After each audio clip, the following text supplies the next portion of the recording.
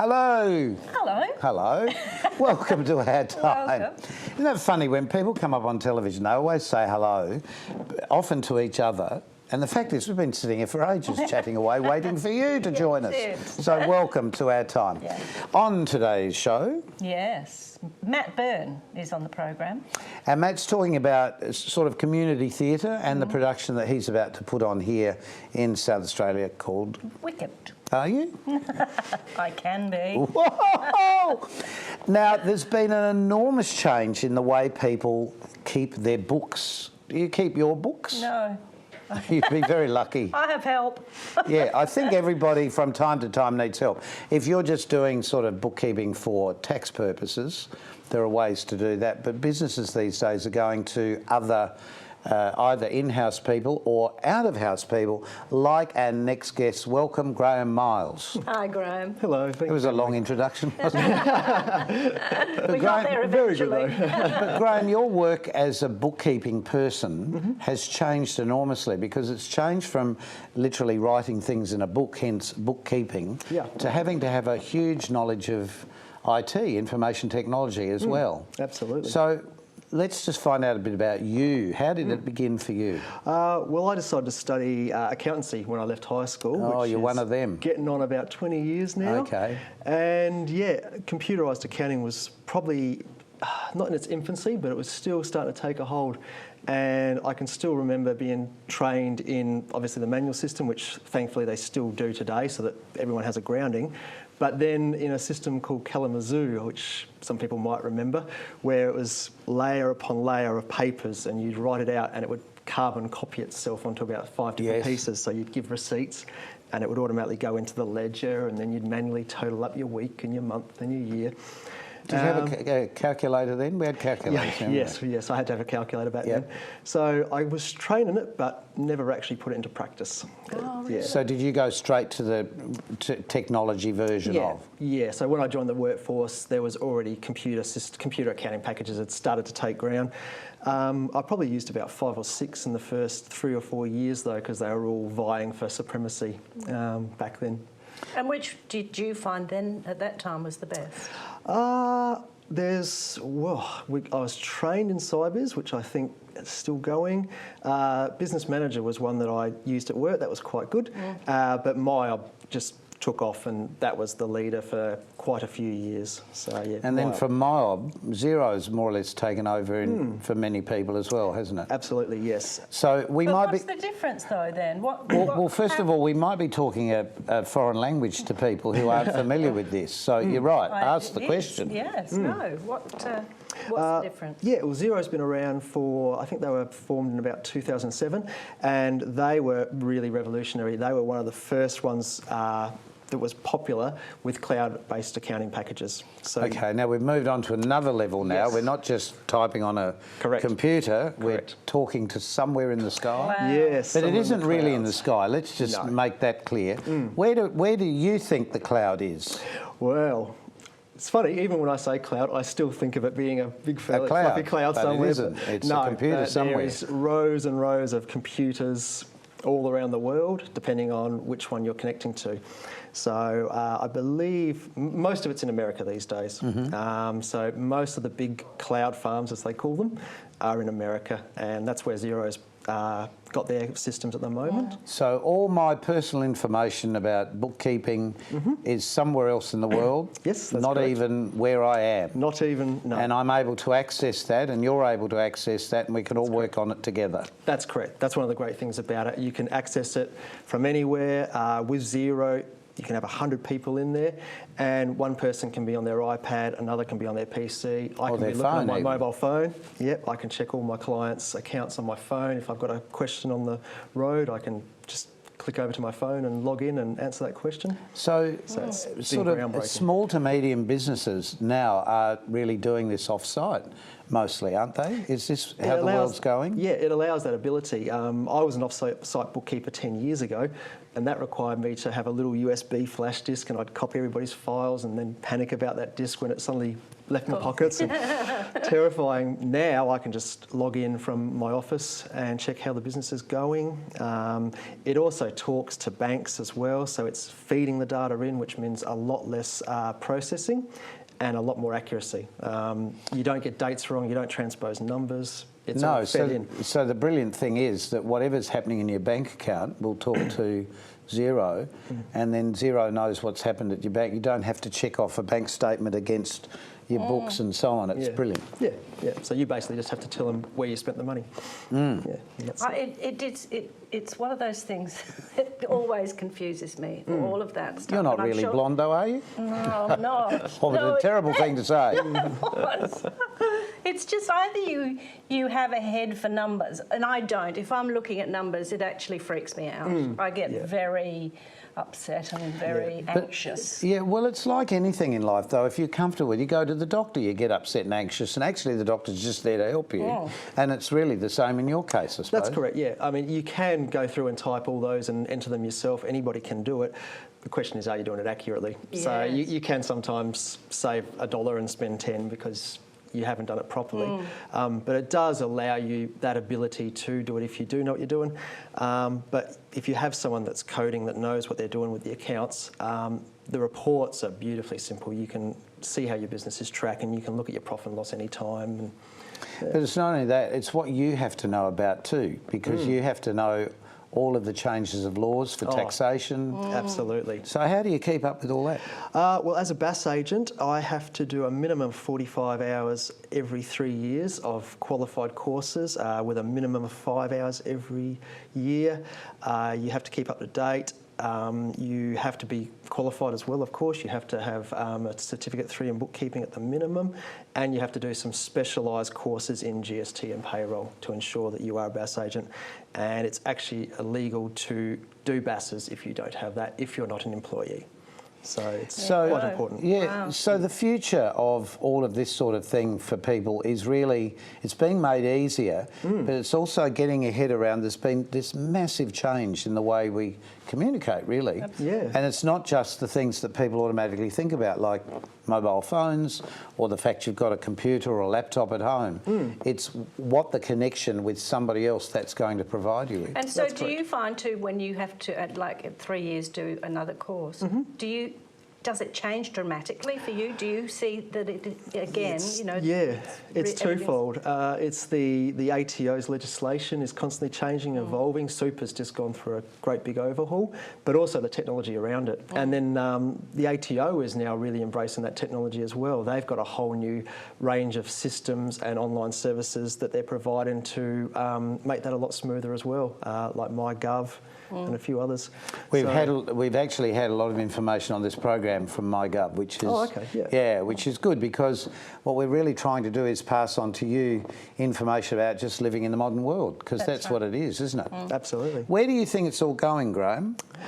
Can it get more? Can it get easier? Can it get harder? What will it? What do you think? I think they're starting to plateau a little bit, but there'll still be innovations. And I suppose that's one of the great things about the cloud computing as well, is with the more traditional systems that you would install on your computer, you've got version 10, and then before you know it, version 11's out, and then version 12 comes along. Whereas with the cloud, you get a little email through the system on a Tuesday saying, oh, we've just added all these new features for you. So you're paying a subscription, which you didn't normally do, but you're saving a lot of time on your labour because it's feeding through.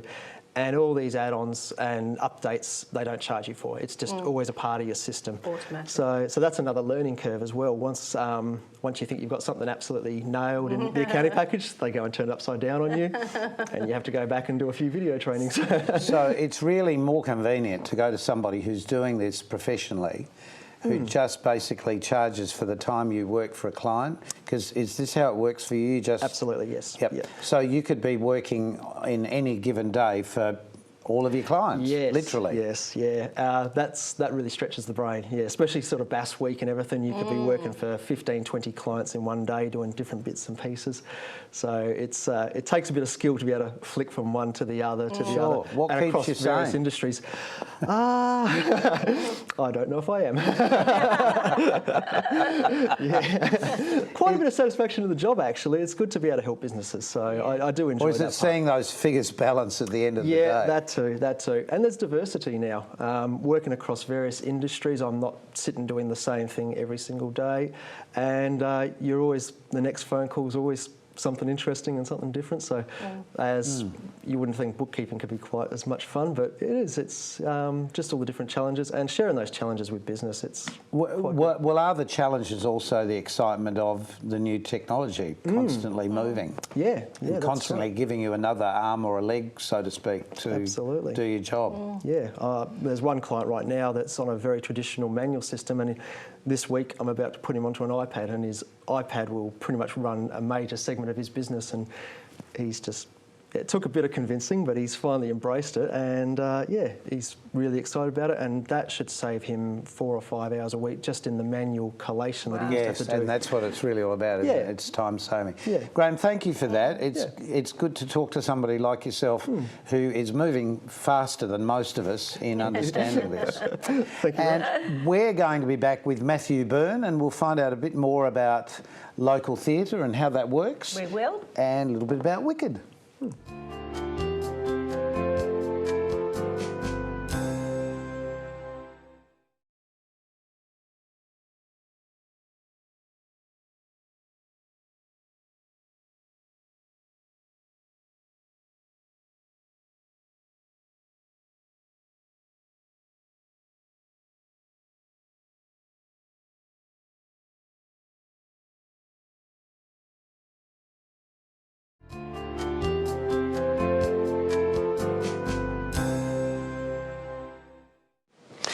Janice, for the second time.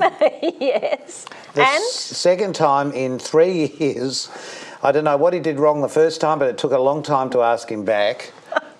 It's welcome. no, that is not a very good introduction to our friend. It is. Matt. It's a perfect introduction to this man, Matthew Byrne. Welcome to Our Time. You finally tracked me down. Yes, again. I thought I'd escaped, but here I am. Yes, again.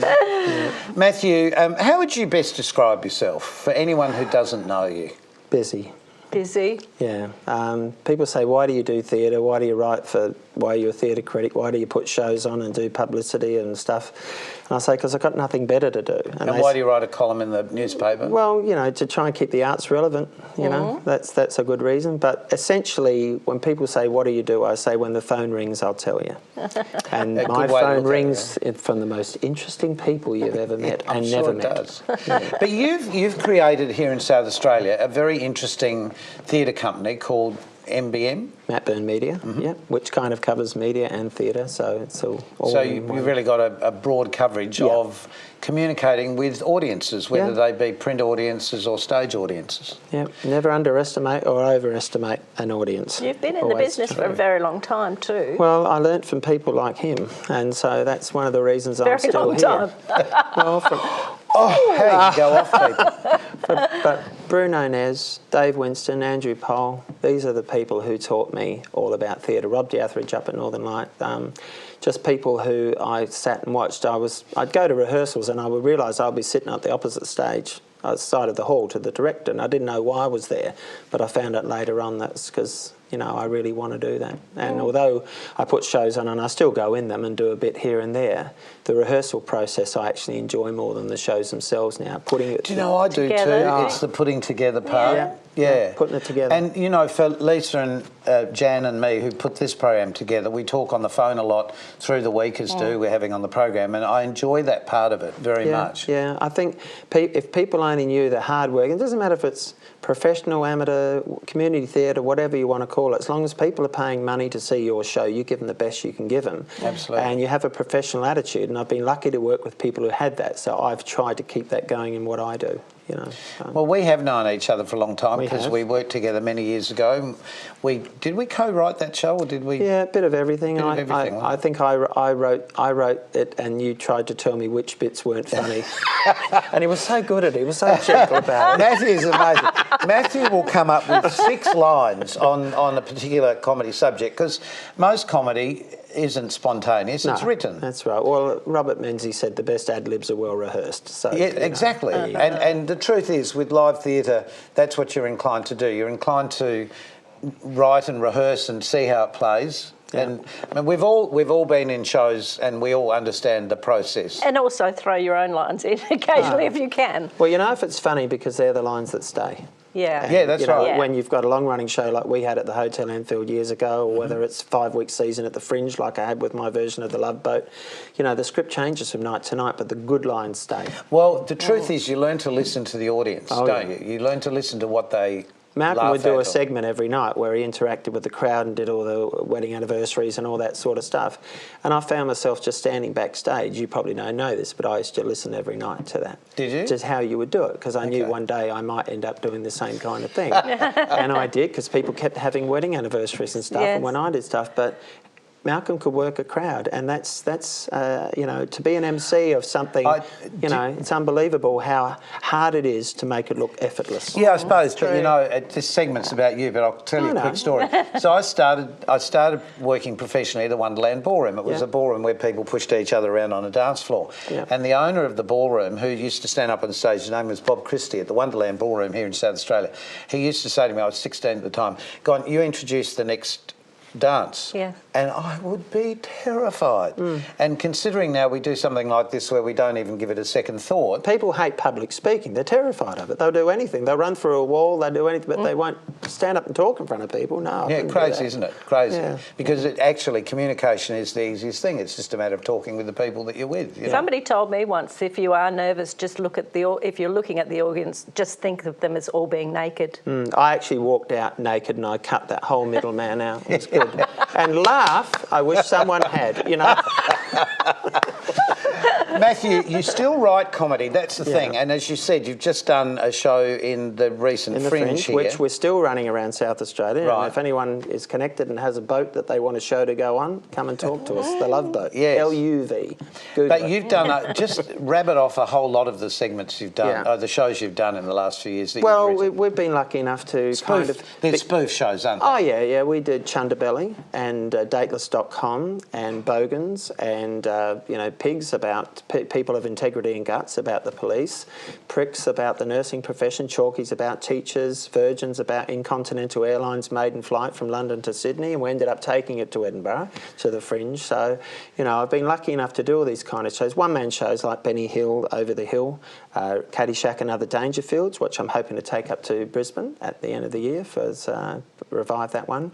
So I've been very fortunate, but the big musicals are what I seem to be remembered for, even though I do a play every year as well, but the musicals are what people talk about. So we've been lucky enough in more recent years to do Phantom of the Opera, to do Mary Poppins, Addams Family, the musical, and of course the big one that's coming up next is Wicked.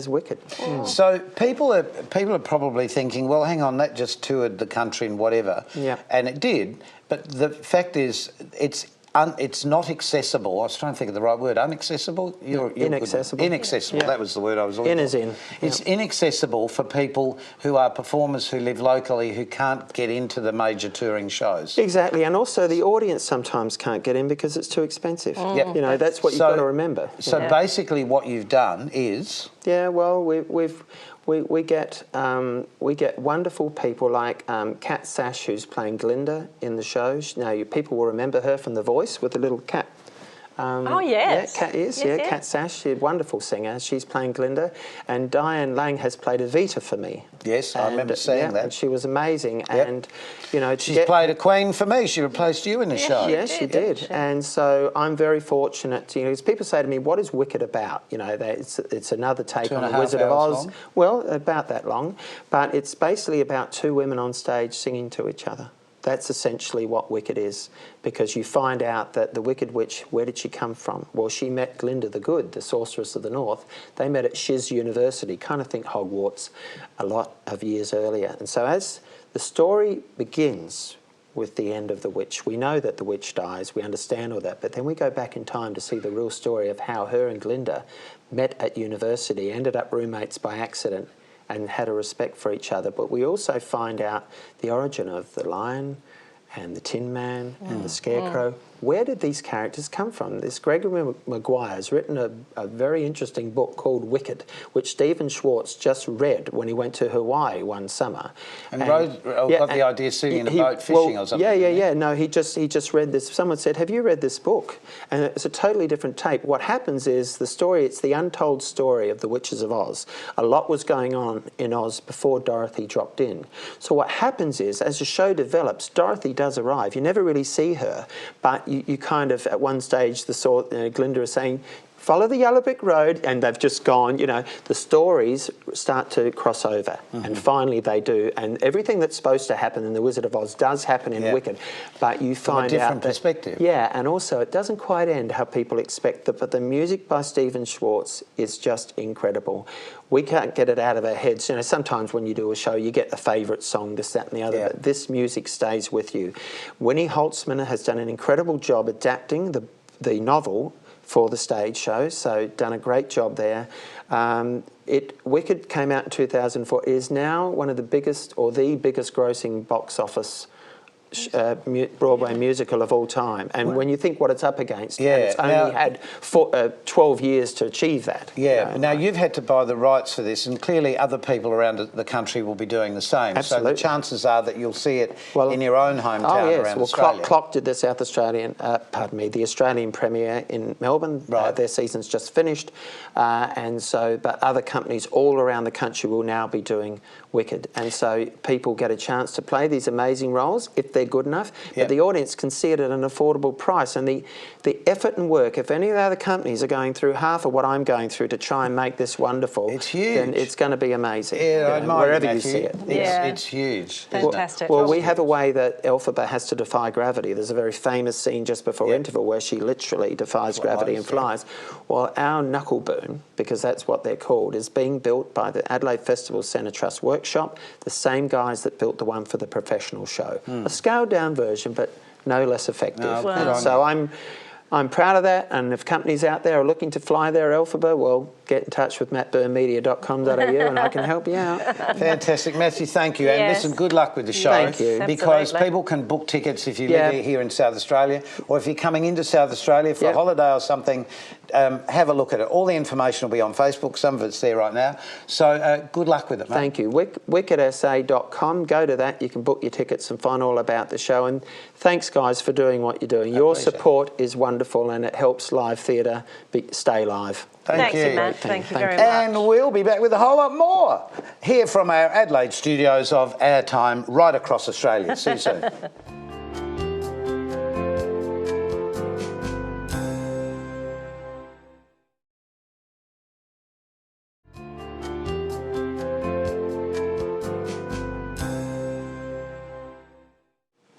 It's great to talk to Matthew, wasn't it? Yes.